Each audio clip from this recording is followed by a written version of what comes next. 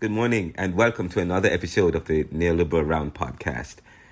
Today I actually wanted to, this is the beginning of a three-part series or entitled Towards Developing a Caribbean Thought Journal towards developing a Caribbean and Pan-African and diaspora perspectives and thoughts. I taught a class at the Jamaica Theological Seminary. It was an online class, entitled Caribbean Thought, and it was quite an interesting class, and I was able to develop some concepts. But just after this particular recording that I will share with you in a few seconds is just about 14 minutes, and it was some beginning thoughts of a lecture that I was supposed to have, or it is after the lecture, but this is the beginning of a series that we're going to be doing, and this one is the introduction to the series. It's just 13 minutes or 14 minutes, and then the series is about 2 hours long, where it will involve some discussions I have, a monologue, so to speak, and then of course it will be discussions I'm having inside of the class with the students giving a lecture, and I will share that particular lecture with you. But first we'll have the introduction to the series, where I am, and this was actually last year, June 2021. I'll be right back after these messages.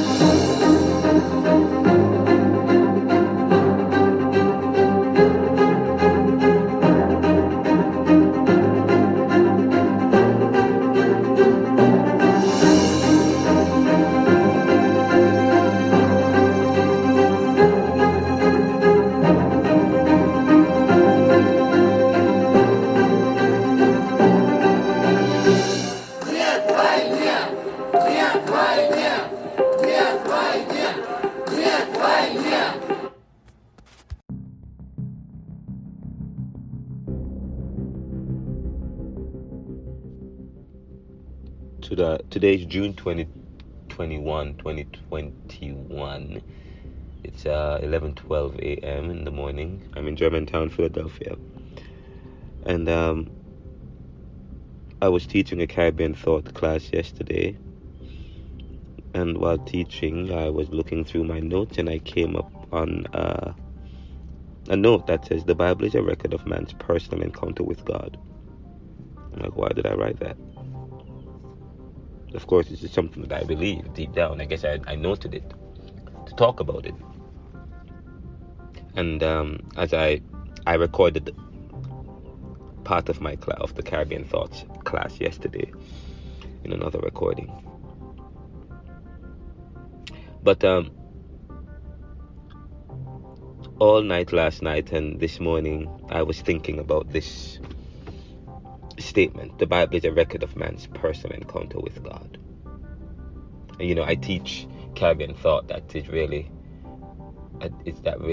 deconstructs philosophy, deconstructs history. I said, it is suspicious of knowledge. It's suspicious of history. We look at the social and political currents, the religious currents that has come to define Caribbean thought, and questioning whether or not there's any Caribbean identity. And I believe some of our thinking as Caribbean people, or as Jamaicans in particular, or people in general, sometimes hijack or prevent any ability to move forward. It disempowers you. It dumbs down or dilute thinking and so on. But back to this statement: the Bible is a record of man's personal encounter with God.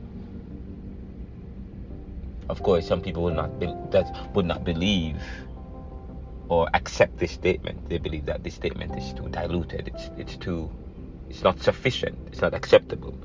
They would say the Bible is not just a record. Okay, it's more than a record. But I start by it. But the Bible is a record, and just so you know, the Bible is not just a book in and of itself. It's several records. It provides records. But the Bible is a record, or records of, or records man's personal encounter with God. However, we have universalized that encounter on other experiences and encounters of man with God.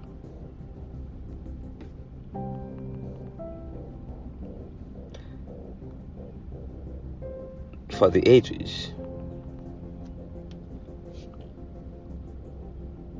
the Bible is considered the Word of God, in that it was written by men who claimed to be inspired by God. Appealing, in a sense, they are here appealing to authority, seeking credibility. Because the Bible was written by men moved by God, who is omnipotent, omnipresent, and omniscient and perfect.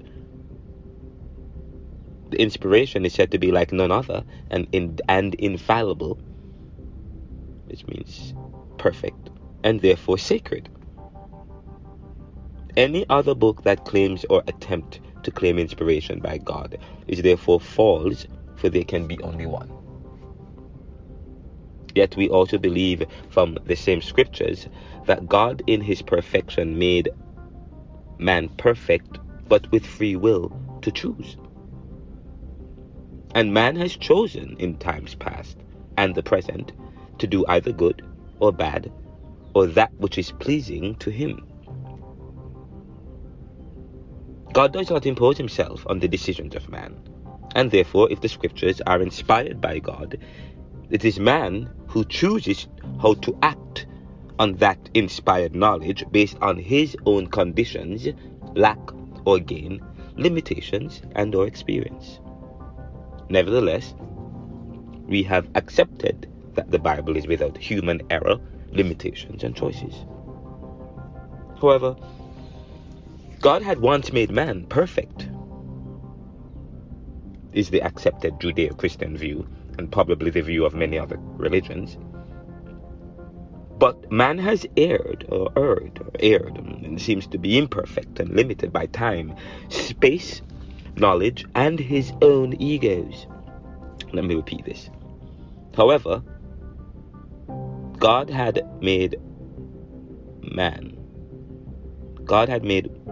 once made man perfect, is the accepted Judeo-Christian view, and probably the view of many other religions. But man has erred and seems to be imperfect and limited by time, space, knowledge, and his own egos. So if God made the Bible or inspired it, can we also assume that it was perfect? But like all things, man has imperfected it, or imposed his will, his conditions, and experience on it. I share an activity with my students in my class, the Caribbean Thought class. I said to them, you throw an egg against the wall. It doesn't break, it doesn't fall. How comes? It's actually a trivia or quiz which breaks the ice and gets them thinking. They struggled with coming up with the answer. However, it was right there. After some prodding and repetitions of the trivia, one student came up with the answer after several wrong answers. They responded that the egg was broiled and stuck to the wall. Some replied that the wall was made of some special material preventing the egg from falling. One student replied it must be the wall, and yes, she was right. The wall does not break, the wall does not fall. You see, they were looking at the wrong thing. They were trained to see things in a certain way, or they were limited to see the bigger picture. For the antecedent of it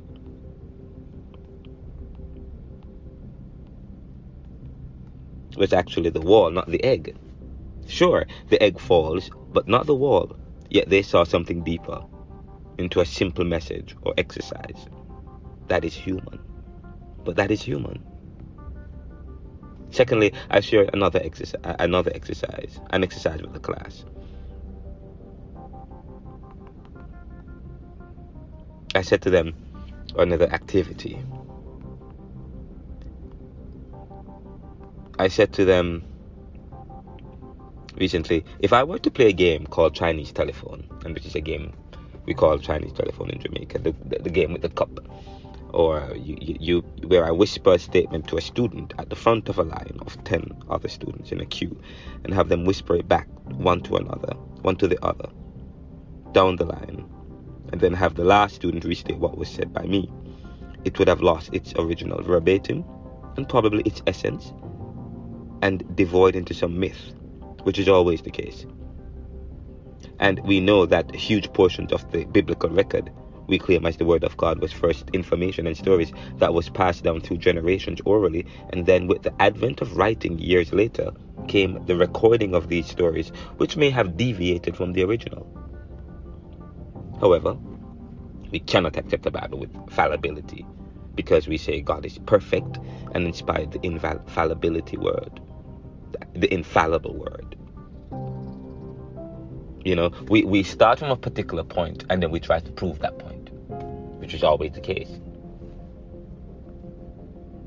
Or we start from a particular point to prove something else. We start by saying that God is perfect, and then we end up by saying the Bible is perfect, when the Bible there is a great divide between the Bible starting at the God being perfect and arriving at the conclusion of the Bible also being perfect, because the Bible comes down to us.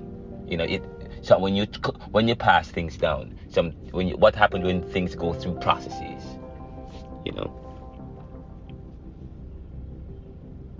But I shared another activity with the class. I said to them, if I were to play a game called Chinese Telephone, where I whisper a statement to a student at the front of the line of 10 other students in a queue, and have them whisper it back one to another down the line, and then have the last student restate what was said by me, it would have lost its original verbatim and probably its essence, and devoid into some myth, which is always the case. And we know that huge portions of the biblical record we claim as the word of God was first information and stories that was passed down through generations orally, and then with the advent of writing years later came the recording of these stories, which may have deviated from the original. However, we cannot accept the Bible with fallibility, because we say God is perfect and is inspired the infallible word. But if the world is far from God's perfection, and the world is made perfect by a perfect God, how can we claim to have an infallible word of God? Sure, God is infallible, but man is not, and so is it not prudent to also question the Bible's essence and infallibility with man's limitation and effect upon it?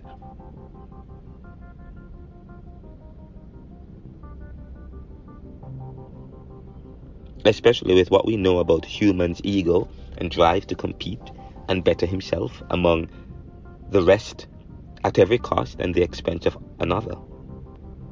With what we have witnessed and discovered about the atrocities of man to advance power through a strategy of false truths, corrupt information, and institutions that have created inequalities, racism, division, slavery, poverty, while advancing the gospel.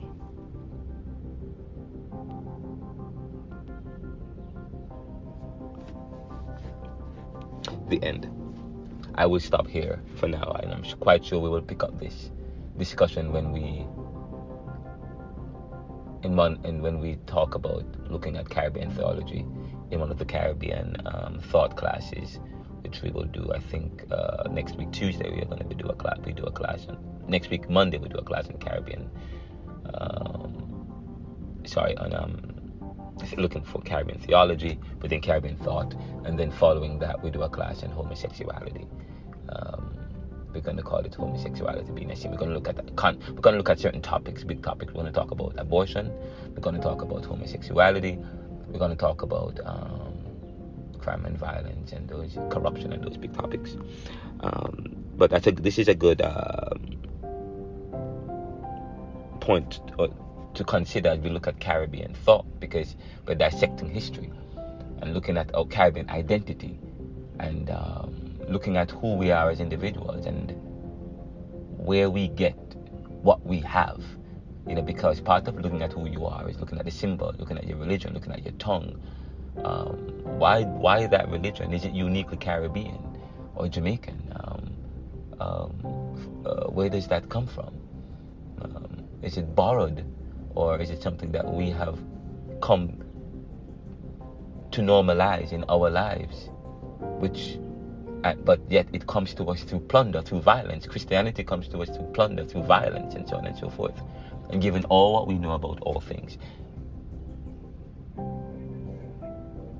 and the fact that some things that are uniquely African has been lost, and because it has been encroached upon by the ideas of others, and they have included it within scriptures, so that a whole set of people loses value based on a particular understanding and way of seeing things. But and so we wonder, do these things hold us down as Caribbean? We'll talk more about this. So